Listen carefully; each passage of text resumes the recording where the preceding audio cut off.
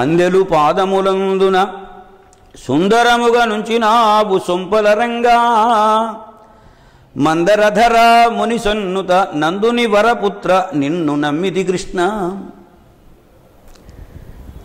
మనకి చిన్నప్పుడు 1వ తరగతి పుస్తకంలోనూ 2వ తరగతి పుస్తకంలోనూ ఒకటి ఉన్నది, సంధ్యతాయత్తులు సరివువ్వ గజ్జలు చిన్ని కృష్ణ నిన్ను చేరికొలతో. పాదాలకి అందెలు గజ్జల చిరు గజ్జలు ఇప్పటికి కూడా పిల్లలకు కడుతూ ఉంటారు. చిన్న చిన్న గజ్జలు తాడు కట్టి ఆ తాడును వేస్తారు, అంటే పట్టాలు, గజ్జల పట్టాలు.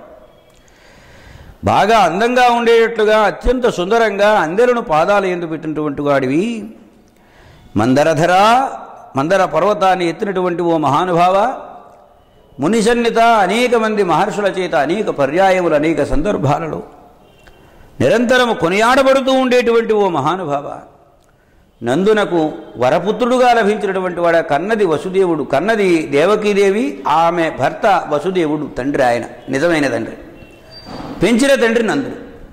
కానీ నందుని ఇంటనే అత్యంత ప్రేమావహమైనటువంటి స్ఫూర్తితో పెరిగి పెద్దవాడైనాడు. తన ప్రేమనంతటినీ నందునకు యశోదరకు పంచిపెట్టాడు. అందుకని నందుని వరపుత్ర. మనకి లేనిది కోరుకుంటే అది వరం అంటారు. సాక్షాత్ భగవానుడు తనకు జన్మించకపోయినప్పటికీ కూడా తాను పెంచుకునేటువంటి అదృష్టం ఉంది కాబట్టి ఆయనకు వరపుత్రుడు లాంటి వాడివి నీవు. స్వామి, నిన్ను నేను నమ్ముకున్నానయ్యా, నన్ను విడిచిపెట్టద్దు.